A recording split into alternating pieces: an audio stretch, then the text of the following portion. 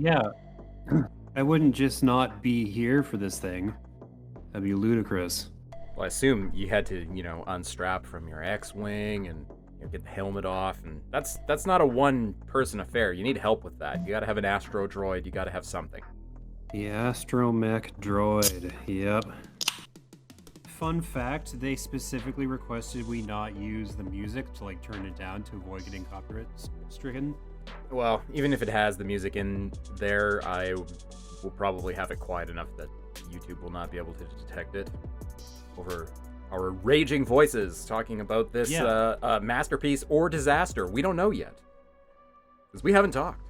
Disasterpiece, like that sweet band that did the music for Hyper Light Drifter. That's the one.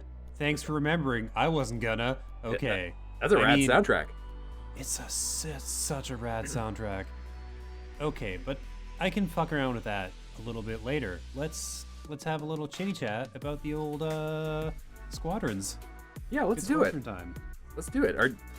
I assume you just fly Star Wars stuff. Is that correct? Yeah. So basically, there's a single player campaign that you can chew up in 2 days if you're motivated. Mm-hmm. Or you just play 2 different characters on one on either side of the war. And the rest of it is just multiplayer. And this is important, all of the gameplay is dogfights and activities centered around dogfights. That is incredibly specific. Yeah, I really hammered this point home in the review that if you want to fly Star Wars spaceships in pitched battle, this game is perfect for you. Otherwise, what are you doing here? Get out, find a different game. It's not this one. You want a different game. Yeah. Because there's nothing else, and that's fine. That's totally fine. So how's the story? Is it worth anything, or is it basically a training ground for the multiplayer? It's pretty much just a testing ground for you to yeah, skill up. There is a story to speak of where it's just they're building this crazy weapon that's actually kind of cool. Never seen its like in Star Wars before. Could be from the extended universe. There's only 45 goddamn novels in there. So one side's building a weapon, and the other side's trying to stop them from building a weapon. There's a little bit of betrayal and a lot of space battles. Okay. Yeah, right. It's fine. The cutscene voice acting and the blocking and the animation is fine. The in-game cutscenes are awful. I think because they wanted to make space conceptually for the VR, because the entire game is playable in VR. That's a cool thing. Apparently, I haven't done it myself. I've heard from other reviewers and stuff that it's fucking amazing. That makes a lot of sense. Yeah. Apparently, the A-Wings, I think, had that bubble cockpit where you can see behind you. Oh, man. And with the helmet on, you can just do that. Wouldn't that give people a massive advantage if they're playing in VR? Nope. Okay. Somebody asked about that specifically in the Q&A, and the guy was like, I mean, technically, but you're keeping track of so much stuff already. It's not gonna help. Yeah. He said the guy on their team who was the absolute best at it played it with a basic controller on a very small screen. Okay. All right. Yeah, because conceptually, based on what they've said before, and knowing nothing, not having read your review, it sounds like this game could be incredibly challenging. Oh, it is. Okay. All right. Yeah. So there's a couple of reasons for this. One is because from a design standpoint, they wanted this to be the way the guy described it, and I don't know how well this translates, but the way he described it was, you're not just controlling a joystick with the world moving around you. You are piloting a ship. And it's just they really tried to go from the ground up with this design philosophy in mind, which I think they succeeded at because it's really hard to fly. Okay. Not impossible by any stretch. Yeah. I got good at it. I got reasonable at it pretty quickly. And then I did a multiplayer session with some other reviewers, and it was like, no, James, you are a super scrub. So here's a heads up in case for anybody who's like, oh, I can't wait to dig into that multiplayer, see what this is all about. There's a move you can do that's like drifting, where you divert all power to the engines, and then you hit a boost once you charge it up, and you're going as fast as you possibly can. You slam on the brakes and hit the turn at like maximum strength, and then you just do you whip a shitter just like right around like immediately. If you don't master this move, you are going to die so often.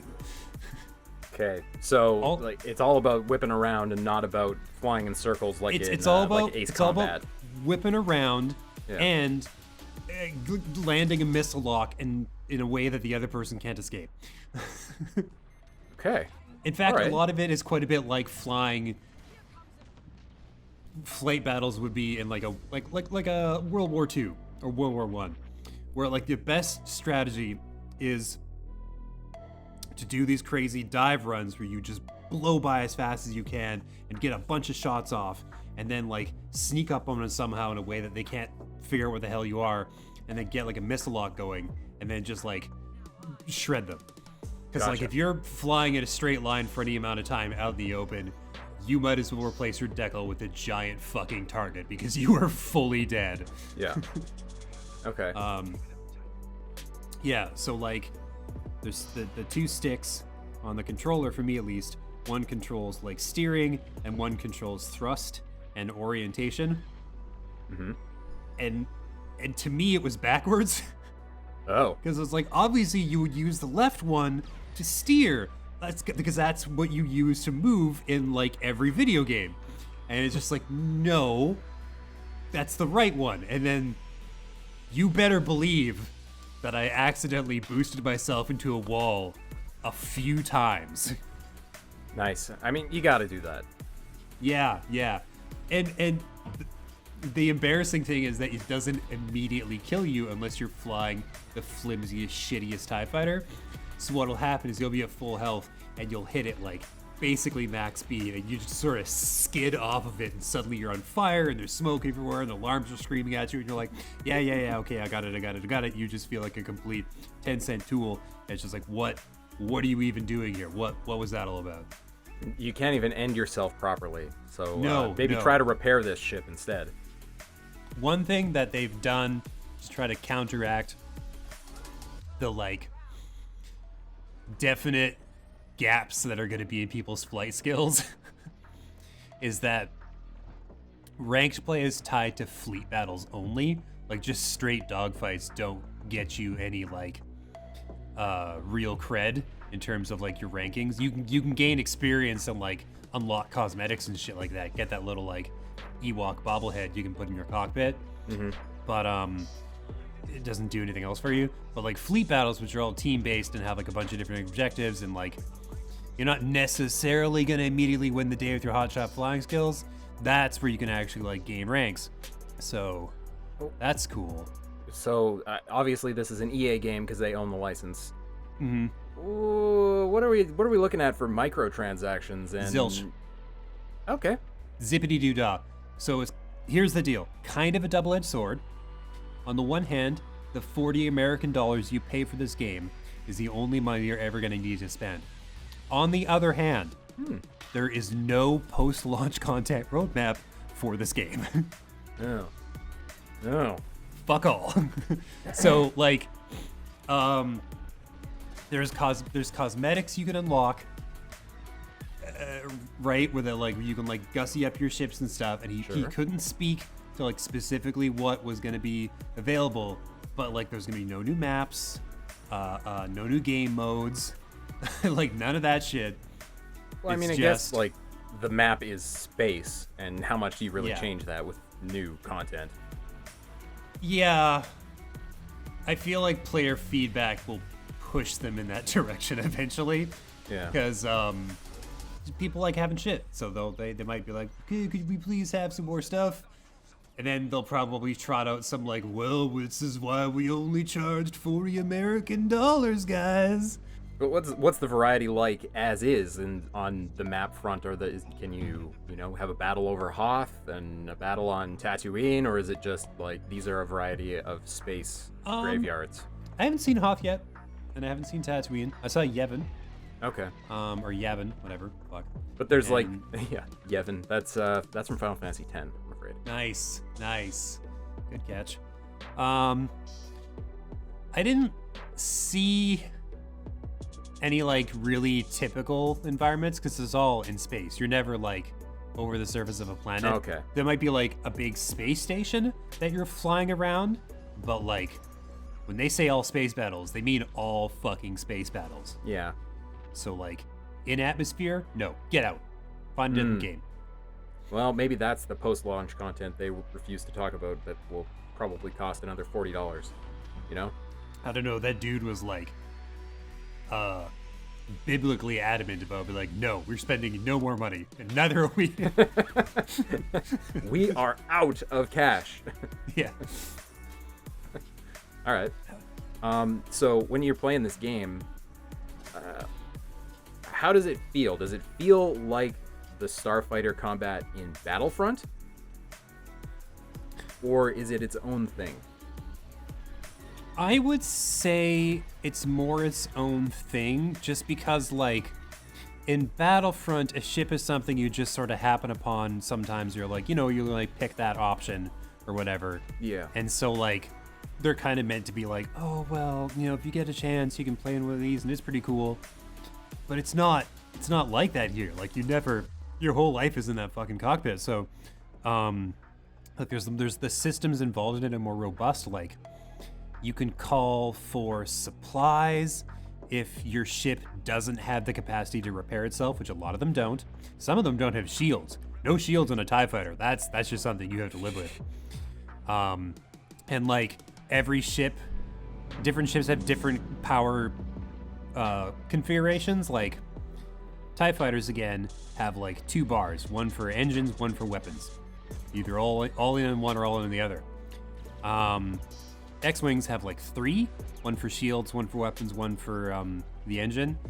The fucking TIE supply ships, the support gunners, 2 engines, 1 weapons. Haven't quite figured out how that's supposed to work. All right.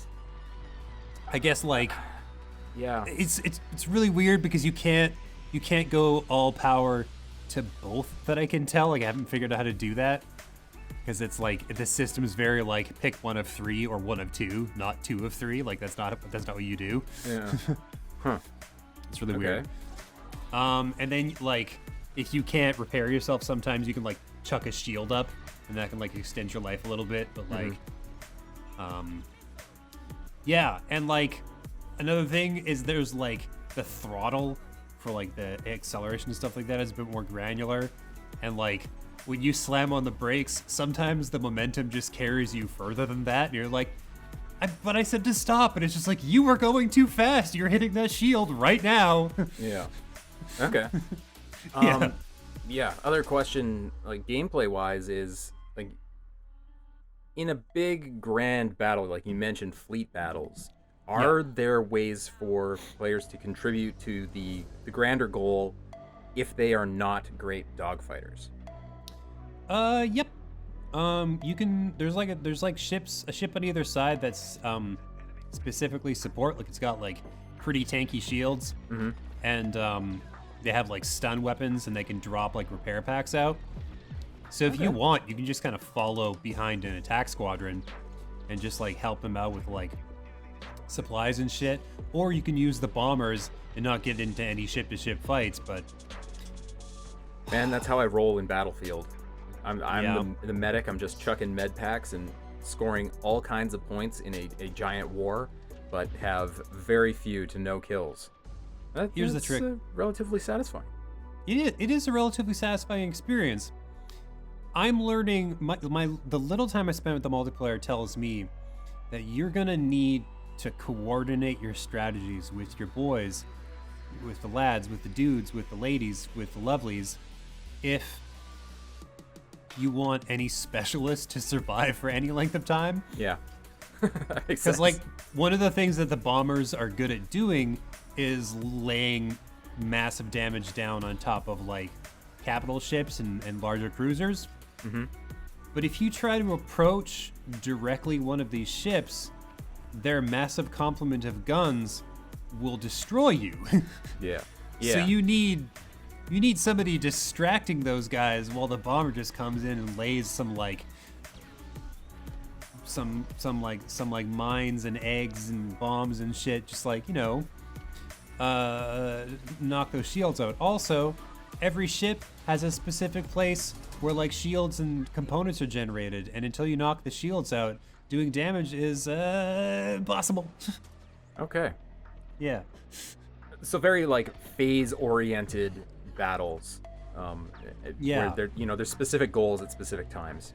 Well, yeah, kind of, because the ultimate goal is to destroy the capital ships, and if you've lost too many people in the offense, then suddenly it's like, oh no, you're on the defensive now. And when that happens, the opposing team's capital ship wakes up, and for as much as they were bombarding everybody with lasers before, they crank that shit up to 11. As soon as they're oh, we're on the offensive, and it's just a rain of laser fire coming out of the skies. You're oh, well, fuck me then. I guess we're just gonna hang out by our base and try not to die. That sounds like it should look amazing, at least. When a cruiser and a capital ship fight, that's pretty rad. Mm-hmm. I've never noticed it looking really amazing when the things are raining fire on you, because I'm in the middle of it and it's not fun. Yeah. It's more it's less of a sheet of it and more they suddenly can spot you from a great distance, and with unflinching accuracy, you get this warning that's you're in the danger zone, and then every laser on their side finds your butthole with perfect precision. Yeah, I know what you mean. You have to cross back over the Maginot Line, and then okay, fine. Now it's just the opposing fighters that you have to worry about, which are bad, but not immediately fatal. Yeah. So, is this game fun, James? Tell me. Yes, it's fun as fuck. It's just really hard. Okay.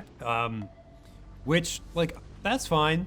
There was a couple incidences where the difficulty got to be so intense where it felt like it was being hunted or stalked by a specific member of the opposing team, and I was man, fuck all this noise. I hate this so much. So I switched out to a different ship and started prioritizing my shields, and then I just lived through a couple of battles. And because we were on the defensive, I knocked out 5 guys in a sequence, and it was well, I guess that's the way the cookie crumbles, the way the worm turns, and it was good. Nice. Yeah. Probably a lot better with people you know, I'm guessing. Yeah, you can set it up so that your team is picked specifically, although the guy was you can't do custom matches where you can also pick your enemies. You can only pick your friends. Yeah. I was oh, that's fine. So yeah, no, it was cool, but I think the experience would be a lot better with pals. I think it's kind of fun getting cosmetics to improve the look of your ship and make you feel cool, but feels kind of pointless sometimes, because you're this ship is just gonna explode. What am I doing? Why do I care how nice it looks? I can only see well, all you see is cockpit, so you never see the outside. Yeah. And it's just it's just gonna all go up in flames over and over again. Yeah, I mean, I get what they're doing with the just cockpit, because you have to control the systems of the ship, and they got to show you the information somehow. But flying inside a ship, or driving from inside the car in a racing game is just not a thing that I'm that into. They basically force you to get better at it. Yeah. They're yeah, this might not be your strong suit, but it will be.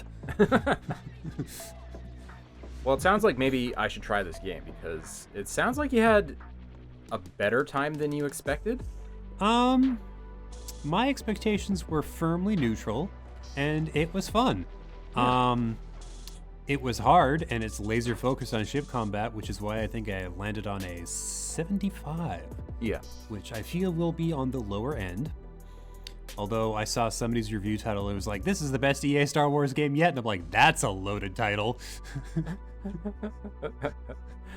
So is this an article praising Star Wars Squadrons, or is this an article shitting on the rest of the EA Star Wars library? Could be either. It's like you can both take a steaming dump on Battlefront 2 and sing the praises of Squadrons. That's fair. Yeah. Game sitting at an 81 on Metacritic, this being October 1st. Okay, so I'm a little below the average, but not by much. Yeah, I think a lot of people, anyone at least who didn't get to play the multiplayer just yet, is holding back until they get to do that. But yeah, it's I think very quickly there'll be like a core of people who are like, man, I love flying games. This is for me specifically, like the people who play in PC with like the big flight stick and pedal setup. Like this is their fucking jam. Like between that and the VR, like I think some people are gonna be like, well, this is my game for the next year and a half. I'm like, yeah, man, you do you. Do you know if it's just PSVR or is it on? Oh no, on PC. On PC as well. Ooh, yep. Okay, all right. So you can get the rig, you can get the flight stick, you can get the pedals, you can get the VR helmet. Like you can go all in on this game. You could be just as cool as it's possible to be. Yeah. Also, it's like fully crossplay from the jump with every other system it's on. Oh, good. So yeah. If I'm playing with my DualShock 4, I get to play against the guy with the full HOTAS. Nice.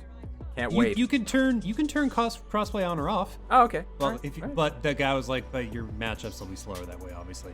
It's just like, yeah, that's fair. Yeah. All right. But yeah, people were asking about that. Do you think these people are gonna have an advantage? It's like, not really. It's like, no, this game is really, really fucking hard. I don't know if you know that yet, but it's so hard. Yeah, I mean, the people playing with the sticks might have a lot more fun. Like, while they're crashing into the capital ship and blowing up for being an idiot, they're at least hanging on to their throttle, if you know what I mean. Yeah, somebody asked if you could do damage to ships by crashing into them, and we never got an answer for that, and I really want to know. Just victory through sheer volume. I like it. Oh my god, that'd be so good. Well, James, where can we as readers see your review? Where should we go if we want information on video games? I'm curious. Well, you can find the written review on CogConnected.com. You can also find the YouTube review on YouTube through the CogConnected YouTube channel. Uh-huh. If you want to see us post things sometimes, then we're also on Facebook, Instagram, and the Twitter. Nice.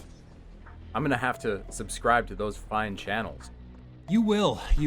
Also, you can find the podcast wherever the podcasts are distributed.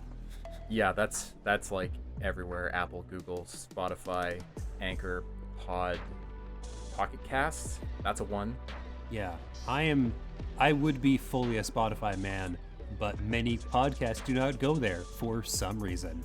That is bizarre. They should use a free podcast hosting service that also distributes to Spotify, because that exists. I don't know why you would pay for podcast hosting at this point.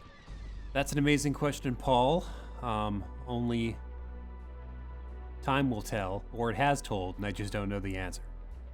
And we can try to answer it another time because, you know. Because there's worlds to conquer and games to play.